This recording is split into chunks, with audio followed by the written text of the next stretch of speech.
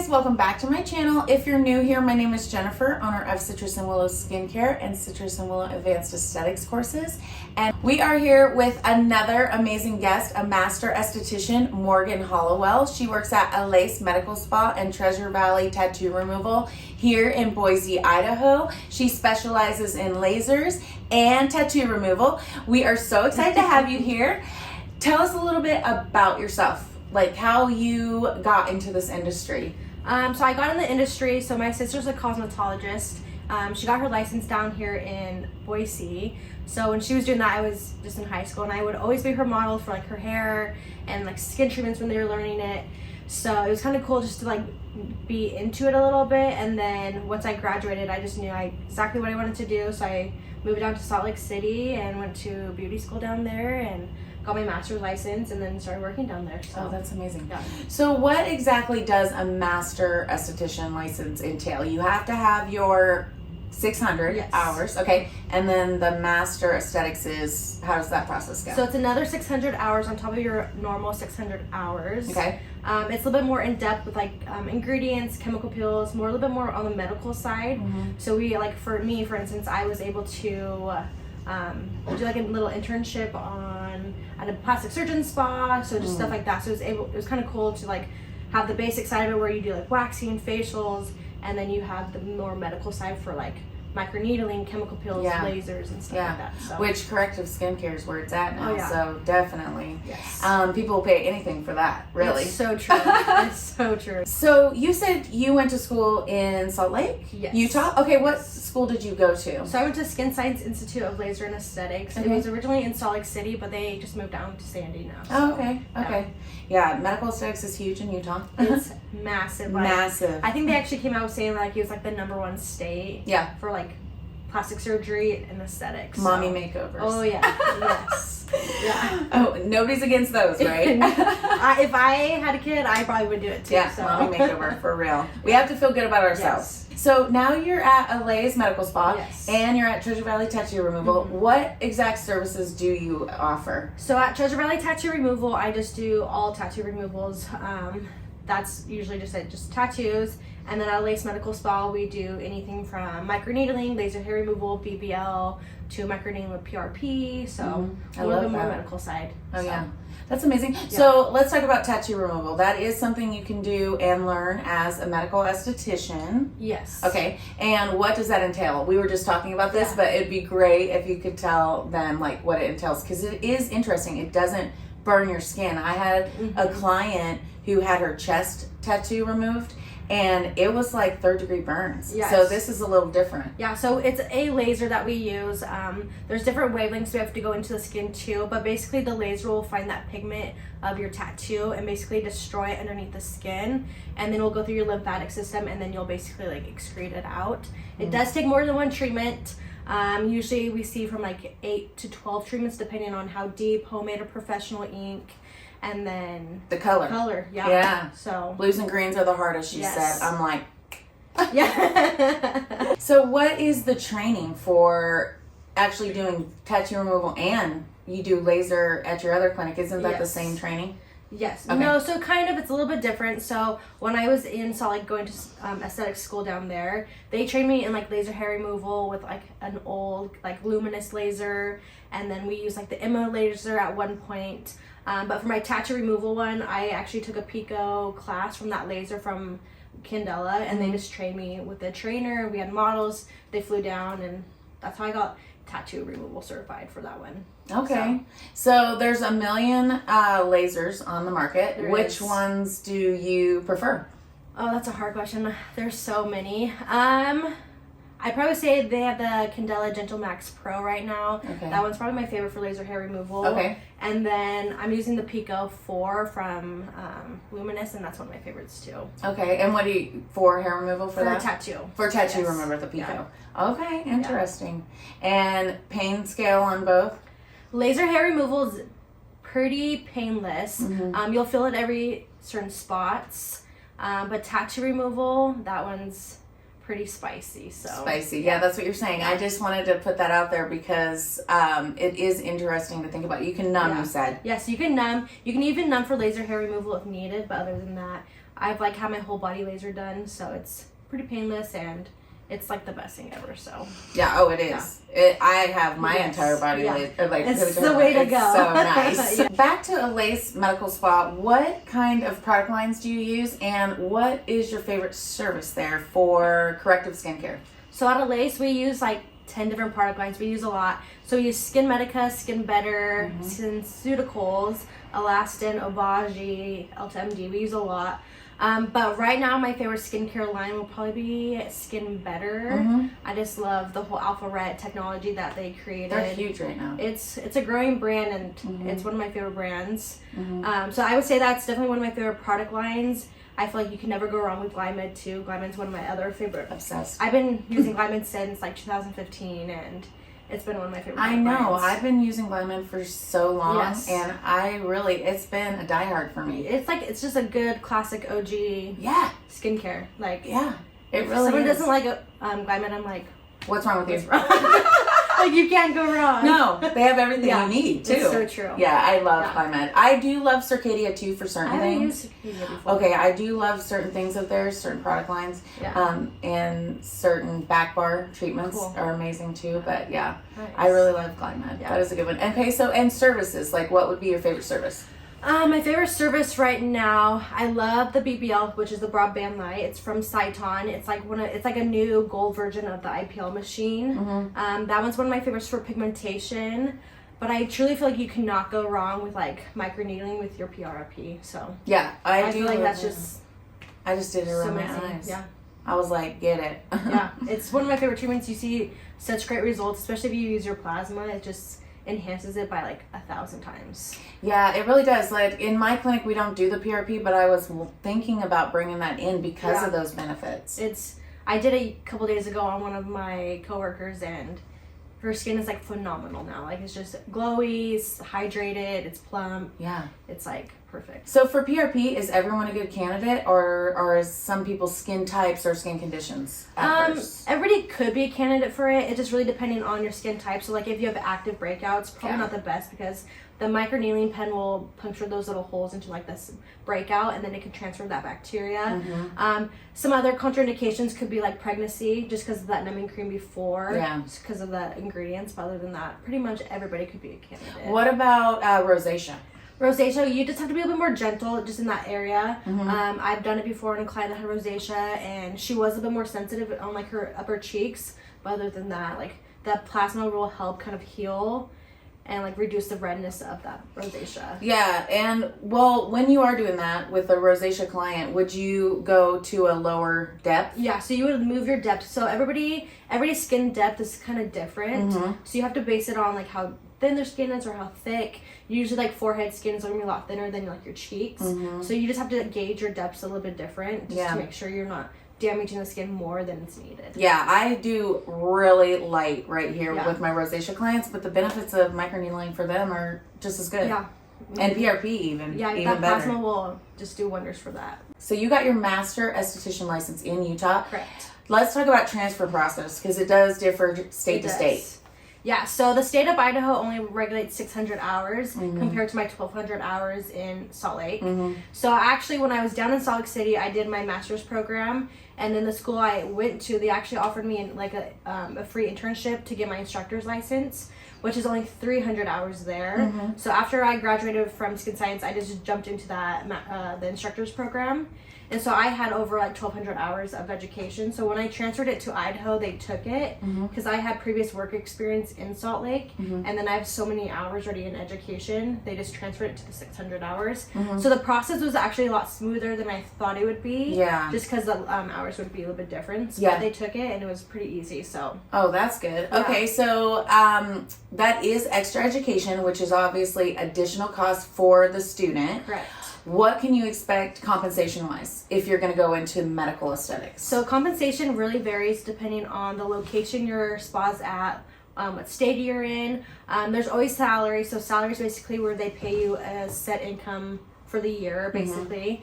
And then usually in a med spa, it's usually hourly plus commission. So you're getting paid a base price. And then depending on the services you do or the product you sell, or if you upgrade, you get a commission off of that plus your hourly. So that's like ideal. That's how you're probably gonna make the best money. Unless you're just straight commission, that's just by appointment that you're taking, you're getting all that income. Okay. Well, let's talk about something that is always asked about. Let's talk about tips in the medical spa. Is there a difference for you to get tips? Is it faux pas? Do the doctors get tips? What do you guys normally do? So that is one question that everybody always asks. I know. Do we tip the injector? Do we tip the medical esthetician? Right. Who do we tip? Yeah. Tipping is the nicest thing you could do. We always appreciate it, but it's not like mandatory. No. We always appreciate it. I always tip my injector, like my Me esthetician, too. just because it's like.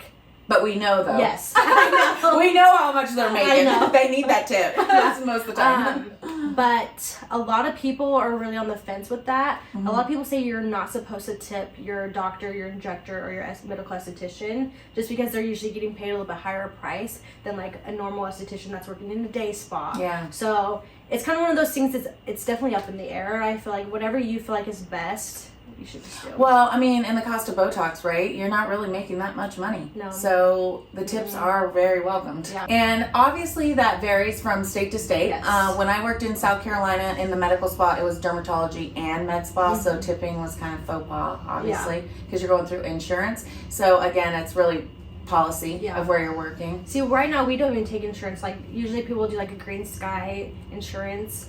We don't even do that. You don't even do that. Do you have a medical director? We do. Oh. He's based out of Utah though. Okay. Yeah, okay. so. Well, I guess you would. You do Botox, so you have to have a medical director. But you can take the care credit. We don't take care credit. So that's Green Sky. That's what I meant. Oh, yeah, that so is Green Sky. We don't Okay. take care You don't credit. take that. Yeah. Or insurance for Botox. Yeah. Interesting. Well, I mean, that's okay though. Yeah. You don't have to, you know. And if you're getting Botox for something medical, Yeah. then you should be seeing a doctor for that anyway. Like Yes. your primary care physician. So you deal with medical grade chemical peels as well as laser hair removal. So for someone who has PCOS, for example, and has that breakout, and we're trying to treat that, but they also need that laser hair removal on their face, is there chemicals or ingredients that they should be avoiding? And as estheticians, what should we be coaching them on? Yes. So with chemical peels and like PCOS and laser hair removal, so you always want to space out their treatment. So they're not getting a chemical peel like Monday and then they're seeing me on Tuesday for the laser hair removal. You always want to space it out. My rule of thumb is like 7 to 14 days, depending on the peel you did on them. But for their laser hair removal, you don't want to make sure they're on like any strong retinols, strong acids that are going to make their skin a little bit more sensitive. No tweezing, waxing, or anything like that before the laser hair removal. But other than that, we just say just shave before your appointment. No sun exposure. We always ask them if they're pregnant or nursing, and then if they have any contraindications to like cold sores or anything like that. So And no waxing. no waxing for laser hair removal. You need the bowl. Yes. It's like you know, it's confusing to some people who don't know skin anatomy, but it's true. Like, don't go wax or it's not going to work. You have a lot of clients that will tweeze their facial hair. I'm like, shave it. I know it's weird being a woman and shaving your face, but you have to shave it for laser hair removal. So it's actually not that weird. Audrey Hepburn did it every day. Oh, really? Yeah. It's so funny. Or you can just get dermaplaning the day before your appointment and we can laser right after. Which is amazing. Or can you do it in the same treatment? You can actually do it in the same treatment. Okay. So that would be an excellent treatment. it would. So let's talk to these ESTYs, a tip on how they can get into doing what you're doing, into the medical aesthetics field. If they're coming straight out of aesthetic school, where do they go from there? So I actually used to be an instructor over at a beauty school here in Idaho, and I would Which one? always. So I worked at Aveda for a Okay, while, yeah. and then I did Premier Institute in Meridian. Yeah. So I did those two, and I always told my students, because I always did like the graduating classes, because it's a little bit more like the chemical peels, stuff like that, towards the end. And I always told them, you just have to put yourself out there. It's always awkward and uncomfortable, but like I would help them fix their resumes or cover letters, references pages. And you really just have to put yourself out there. You may have to get a side job to get started, but always just looking, even if it's, I always said, do the front desk in the med spa. Even if it's just front desk, it's a foot in the door. It's easier for the company you're working for to hire you than look for somebody else for an esthetician, because you're already in a part of that company. Yeah. So it's like, just work the front desk, do laundry for them, just do little things here and there, just so you're getting the income and it's a foot in the door, you know? So it's like, and that's how I started. I came out of aesthetic school. I wanted to be in dermatology, I thought. And I started front desk and learned everything in the background. I learned so much. There's a and lot so to it's learn. easy to transfer from there, you know? And it's easy. Why are they going to train someone else? And then last but not least, just education. Like, it's expensive, it's time consuming, but it's literally going to make or break. Well, education in the United States it costs money. So what do you love to do? And aesthetics is, hard to get into. There's a lot of hustle, a lot of grit. Oh yeah. Blood, sweat, and tears is what I like to say. So much in this industry. Yes, but if you're passionate about it and you love it, it works. So when I graduated my beauty school, I actually worked for a nail salon. Because in the state of Utah, I'm licensed to do nails. So I did nails for a little bit, and I was like, I do not want to do nails anymore. So I took a bunch of education classes, got into working to a really nice med spa in Salt Lake City, and then I moved back home and started teaching. But just like education, there's like events around the world, like in Vegas, Chicago, Florida. Go to those things, take those classes, even have like a little mentorship with like another esthetician in the area. I really recommend that. Mentorship, like shadowing too. Shadow one of the, like, if you know an esthetician, ask to shadow for a day, you know? Yeah. So. I've had some students come here and shadow me, and honestly, Chelsea came and took a class from me and then stuck. I mean, she's amazing. So, and she just started right away, like learning everything. And that is amazing. If that's what you want to do, you have to really if you take love the time. Industry, do it. Like, and going to those conferences, going to get those education classes, you don't know everything. And even I say, I learn something new every day. Like, I have a lot of education, but there's so much more to be doing. And it's ever changing in this field. It is. Ever changing. There's new skincare lines coming out, new machines, new lasers, new movements, new everything. It's just like, I remember when I went to beauty school, microblading wasn't even like a thing. Like, it was like, oh, you got your eyebrows tattooed, but now it's like this huge thing. Everybody has it. So it's just crazy. It's always changing. It is always changing. And so are the fads too, which are crazy. So not every state requires a 2-tiered licensure. What are your recommendations for someone who is in a state that doesn't require it? Do you recommend them hopping over to another state and getting it? Like, the education's worth it. In my opinion, it always is worth it, but So if someone, for instance, like, is in the state of Idaho and they have like their basic aesthetic license, but they want more education, I would say go to Utah. It's only a 5-hour drive from Boise, Idaho. Take the 600 course. It's under like 6 months usually, and then you'll have that title. Even though Idaho doesn't recognize the master esthetician, but it's still that education that's the most important. It gets you hired faster too. No, it the gets company you in the door. I've worked for before, they're like, oh yeah, you're a master. We're gonna choose you over a regular every other person. Exactly. Just more education, the better. The better. And a lot of schools now take FAFSA, which is great if you're looking into that, and that is amazing because trades are where it's at. And it's so true. Beauty is an industry that's never going to die. It will never die. It will never. It's always, and it's great even in a recession because that's when people make it a priority. So, it is true. It's just like hair in that way. It is, right? I know. So it's amazing. So another option that I know about for other Esties out there who don't know, you can always look into Sedesco. That is an international license. You're familiar with that. And that is so you can work on cruise ships. You can work in... go to different countries and work in spas. Actually, anywhere in the world you can work with that. And that is a lot of extra education too. And I highly recommend that. I love looking at their articles and stuff on their website. They have and they're always up to date with everything. So you know what's going on all around the world. So true. But that is just another option or a route for you guys to take post your basic 600 hours. And I just want to thank you so much, Morgan, for being here. How about you tell everybody how they can get a hold of you if they have questions and want to know how to get into a spa, or if they want to get a service from you, some of your amazing services. So my Instagram handle, that's the best way to reach me. It's going to be Aesthetics with Morgan, but it's 2 N's at the very end, and it's AE for the aesthetics. So awesome. And we'll drop that below so you guys can get a hold of her.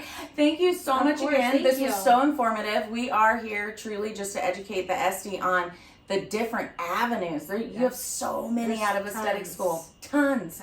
And you can make it work as an esthetician. It's not like after school you're done. Correct. It's continuing that education. And I really appreciate you sharing that. Yeah, and it's always nice to have another educator on here as well. Yes. Yeah, I love that. So, well, I hope you enjoyed this, and I hope this was very informative for you guys. If you like this, press that like button, subscribe, and in the comments below, let us know what you want to see next.